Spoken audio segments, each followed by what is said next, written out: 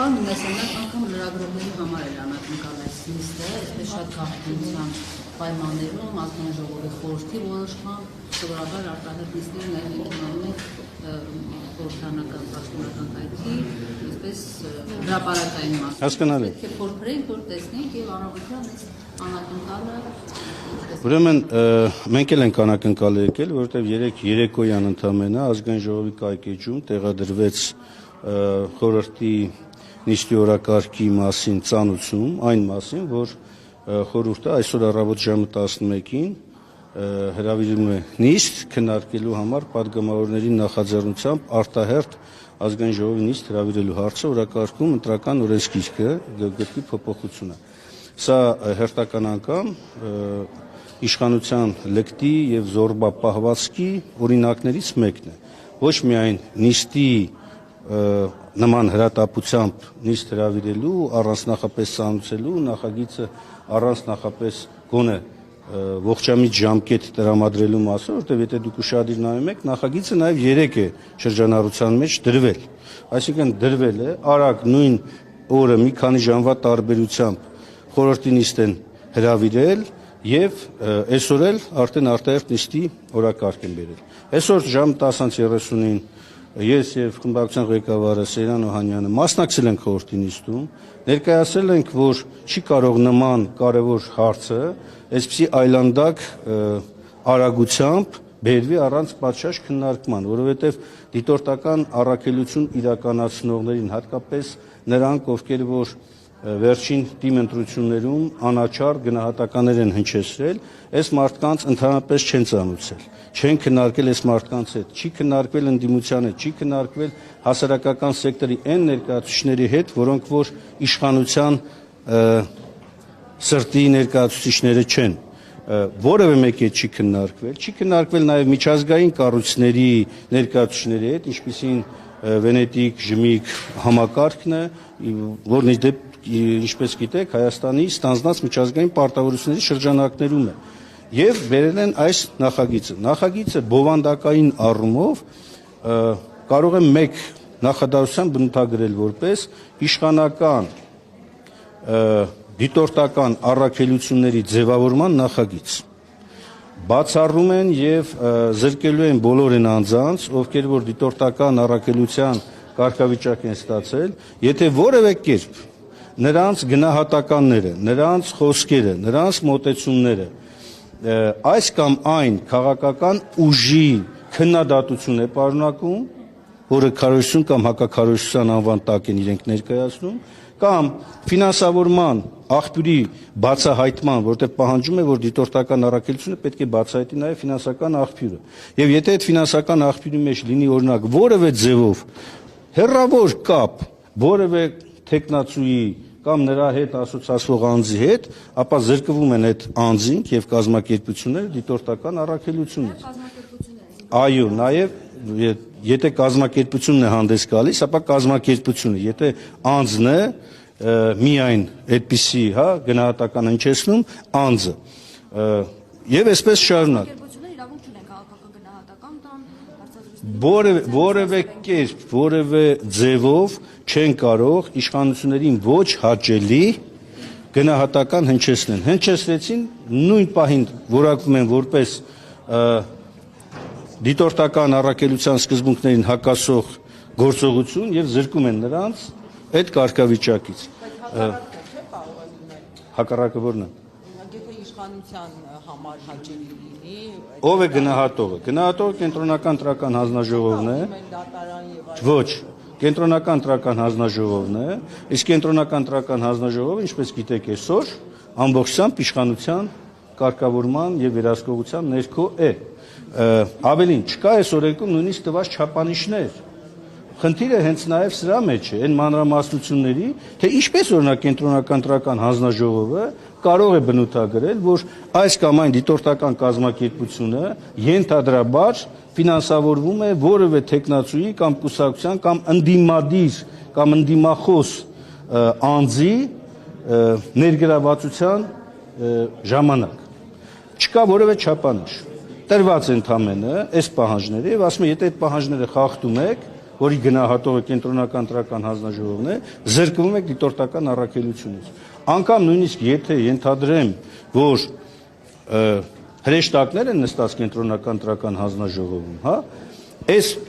ձևակերպման ներքո անհնար է նույնիսկ, որ դու որևէ կերպ կարողանաս իշխանության օգտին իրականացնող դիտորդական առաքելությունը կարողանաս զրկել դու հարց բարձրացնես այդ կազմակերպության համար։ Բերեմ օրինակ, հա, ասենք Իոնիսյանը, բոլորը հասկանում են, որ իր կազմակերպությունը, բոլորը գիտեն, անթակույց աջակցում է իշխանությանը։ Ինչքան էլ նա փորձի անաչառ երևա, այն կարևորագույն հարցերի վերաբերյալ բոլորը գիտենք, չէ, որ ուղիղ պաշտպանում է իշխանությանը, այսինքն գործող քաղաքական ուժի հանրային աջակցության պրոյեկտ է։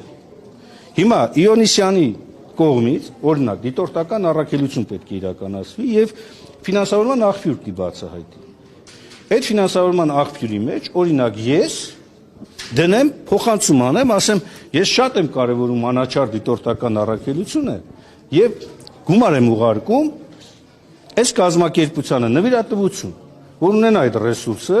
ինքը կարողանա պատշաճ ապահովի դիտորդական առաքելություն։ Այդ դեպքում կենտրոնական ընտրական հանձնաժողովը, եթե վերցնեմ հրեշտակության կանխավարկածից, պետք է զրկի Իոնիսյանի դիտորդական առաքելություն իրականացնելու իրավունքից, կարգավիճակից, բայց չի զրկելու, որովհետև դա ըստ այս նույն մեծ ձևակերպումների այնպիսին է, որ տալիս է հնարավորություն կենտրոնական ընտրական հանձնաժողովին այնուամենայնիվ պատշաճ համոզվի, արդյոք Իոնիսյանը պաշտպանում է իշխանությանը, թե չի պաշտպանում։ Այս խնդիրը միայն ֆինանսական, այսպես հոսքերն են լինելու։ Ոչ միայն հայտարարություններ, ֆինանսական հոսքեր, ամեն ինչ։ Ըստ էության ես հենց սկզբից ասեցի, հա, այս նախագծի նպատակը վերահսկելի դիտորդական առաքելություն իրականացնել եւ խորհրդի նիստում անթակույց չթաքցրեցին էլ դրա մասին եւ հրապարակային հայտարարեցին, որ վերջին թիմ ընտրություններում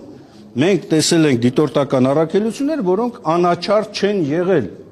եւ քննադատել են ընտրական գործընթացները իշխանություններին։ Հասկանում իրենք սա բերել են հենց այս դիտորդական առաքելությունների դեմ։ Այսինքն եթե դիտորդական առաքելությունը քննադատում է իշխանությանը, քննադատում է ընտրական գործընթացում կազմակերպման եւ այլ գործողությունները կամ որևէ տեխնացուի իշխանական, ապա այդ անձը զրկվելու է այդ կարգավիճակից։ Սա անընդունելի է, սա հակասում է նաև, ինչպես նշեցի, միջազգային պարտավորություններին, ինչպես գիտեք, Վենետիկի հանձնաժողովը դեռ ժամանակին ասել է, որ ընտրական օրենսդրության մեջ սկզբունքային կարևորագույն հարցերի մասով 1 տարուց շուտ չի խորհուրդ տրվում իրականացնել փոփոխություն։ Արուսակ Ջուլակյանը ելավ ներկայացրեց եւ ներկայացրեց ընդամենը 2-3 հարց այդ սկզբունքային մասեր, բայց սա Վենետիկի հանձնաժողովը օգտագործում է որպես օրինակներ, ոչ որպես սպառիչ ցանկ։ Դիտորդական առաքելությունների վստահված անձանց ընդհանրապես ընտրական գործընթացում այս բոլոր հարցերը համարում են սկզբունքային հարցեր եւ Վենետիկի հանձնաժողովի կարգավորումը վերաբերում է նաեւ հենց այս հարցին։ Ու ամենազարմանալին գիտեք որն է, որ այսքան իրանք խոսում են Եվրոպան էլ sense դոշով պաշտպանում է, չէ, ժողովրդավարական ընտրական գործընթացների եւ այլնի մասով։ Երբ որ հարցադրում ենք դնում, Ալեն Սիմոնյանը ասում է, մեզ չի հետաքրքրում թե Վենետիկի հանձնաժողովը ինչ կասի։ Երբ է դա ասել։ Այսօր առավոտյան խորհրդի նիստում եւ ասում է խորհուրդը մենք ենք որոշում։ Ձեր առաջարկությունն էլ ընդունելի չի մեզ համար։ Մենք ինչ ենք առաջարկում։ Մենք առաջարկում ենք, ասում ենք, հիմա մի արեք սա։ Բերեք հանրային քննարկման, միջազգայինների նաև փորձագետների տեսակետները լսենք, բոլոր կողմերի տեսակետները լսենք, գանք ընդհանուր եզրակացության եւ առաջ տանենք։ Անկամ նույնիսկ եթե դուք ուզում եք 1 տարվա կանոնը խախտել, դա պետք է իրականացվի բոլորի հետ հնարավորինս մեծ լայն կոնսենսուսով, այսինքն շահագրգիռ բոլոր կողմերի հետ լայն կոնսենսուսով։ Նրանք մերժեցին եւ ցույց տվեցին, որ իրենց զորբայությունը նաեւ այստեղ սահմաններ չի ճանաչում։ Բռնապետի հրահանգը պետք է կատարեն։ Այո, միանշանակ։ Ասեցի, ասեցի հնարավորինս բոլոր այն դիտորդական առաքելություններից, ովքեր կբացահայտեն իշխանությունների այլանդակությունները, կլինի քաղաքական ուժի մակարդակով, թե տեխնացուների մակարդակով։ Մենք տեսանք, չէ, օրինակ, թե Վաղարշապատի ընտրություններում, թե Գյումրիի ընտրություններում մի շարք դիտորդական առաքելություններ, ինչպիսի օբյեկտիվ գնահատականներ էին տալիս, ընտրական գործընթացների հետ կապված եւ այլն։ Հիմա այս մարդիկ ուզում են փակել նաեւ այս ճանապարհը, որպեսզի հետագայում ընտրակեղծիքներ իրականացնելու միջոցով ստանան նաեւ դրական դիտորդական առաքելությունների եզրակացություններ։ Եթե այդքան հրատապ էր, ինչու քարորիա բերեցին, մանավանդ որ քարորիան 1.5 օրում ավարտվեց։ Շատ պարզ, որովհետև այս նախագիծը իրանց դեմ են տվել, հրահանգել են, ասում են շատ արագ, սա պետք է անցկացնենք։ Շատ արագ։ Բոլորը նրանք բռնապետի ցանկությամբ հրահանգով եւ այն ՀԿ սեկտորի կողմից, ովքեր որ աջակցում են այսօրվա իշխանություններին։ Գաղտնիք չէ դա, հա? Ասենք օրինակ, երբ որ ասում ես, լավ ում հետ է քննարկել սա։ Նախ չեն ասում ում հետ, բայց կողքից ինֆորմացիա է գալիս, որ մի քանի ՀԿ-ների, որոնք որ ֆինանսավորում են ուղիղ հայտնի կենտրոնների կողմից եւ նաեւ գտնվում են բռնապետի ուղիղ հրահանգի եւ աջակցության ներքո։ Սա հերթական գնահատումն է մեր կողմից, որ մենք գործ ունենք մի իշխանության հետ, որը հերն անիծել է ամեն ինչի եւ նույնիսկ այդ իրենց ժողովրդավարություն ասված այսպես արտահայտությունը ամեն օր ոտի տակ տալով առաջ է գնում։ Սա նաեւ պահանջում է հանրության մոբիլիզացիա։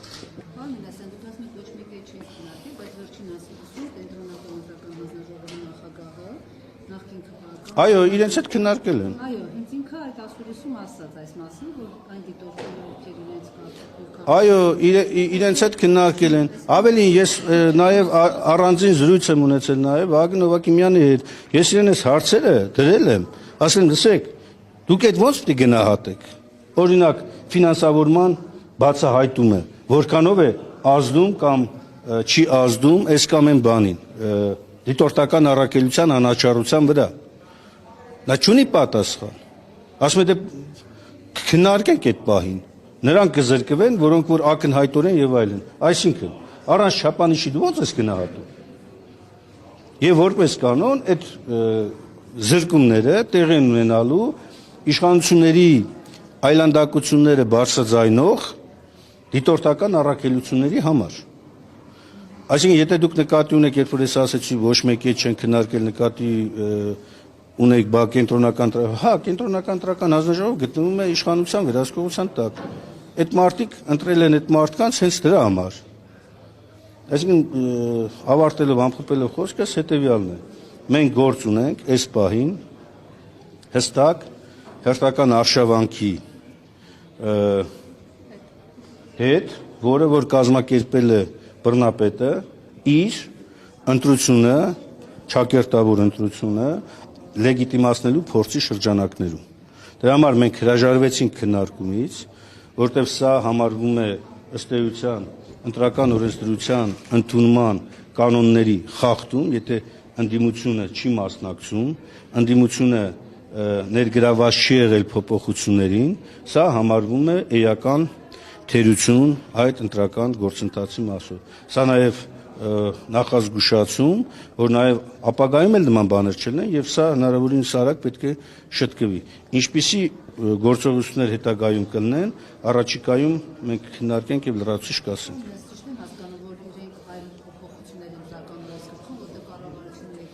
Եկեք մի բան էլ տի ասեմ։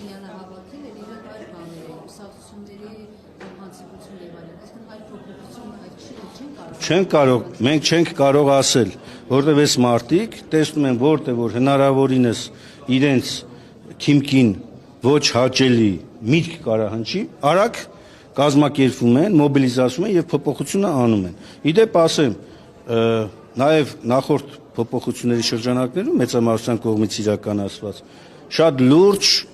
շատ լուրջ խնդիր է դրված նաեւ լրատվամիջոցների վրա։ Նույն պահանջների ներքո լրատվամիջոցները կարող են զրկվել հավատարմագրումից, անգամ օրինակ, եթե լրագրողը գնաց բացահայտեց, որ այս մեկ այլանդակություն է անում, կարող են որակել որպես լրագրողը զբաղված է հակաքարոզչությամբ, այո, ընտրական ընդ որում ոչ միայն քվեարկության ժամանակ, խոսքը գնում է ընթացքը, այդ ժամանակ կզրկվեք նաև հավատարմագրումից։ Այսինքն մենք գործ ունենք տոտալ վերահսկողության հետ, փորձի հետ, ասենց ասեմ։ Ոչ, որևէ չափորոշիչ չկա, այդ բոլոր գնահատականները թողնված են կենտրոնական ընտրական հանձնաժողովի։ Նորից եմ ասում, լրագրողների մասով ճիշտ է, ֆորմալ առումով ստեղ այսօրվա փոփոխություններում չկա, բայց այդ փոփոխությունները եղել են մինչև այս փոփոխությունները անցյալ տարվա 24 թվականի փոփոխություններն են, հիշում եք, որ այս ամբիոնից նաև հնչեցրել ենք տեսակետներ, 21 թվականի, 23 թվական եւ այլն։ Այսինքն մաքսիմալ ձևով այլանդակում են ընտրական ամբողջ գործընթացը եւ դարձնում են բացառապես իշխանական վերահսկողության ենթակա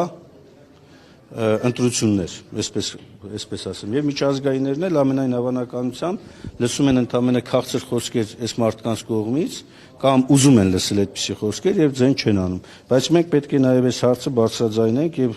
կոչ եմ անում նաեւ տեղական դիտորդական առաքելություն իրականացնող հասարակական կազմակերպություններին, լրատվամիջոցներին ձեր բողոքի ձայնը բարձրացնել միջազգային հանրության առաջ, մենք պատրաստ ենք նաև մենք ինքներս ենք դիմելու եւ պատրաստ ենք այստեղ նույնպես համագործակցաբար աշխատել, որպեսզի իշխանության այս այլանդակությունները փորձենք զսպել։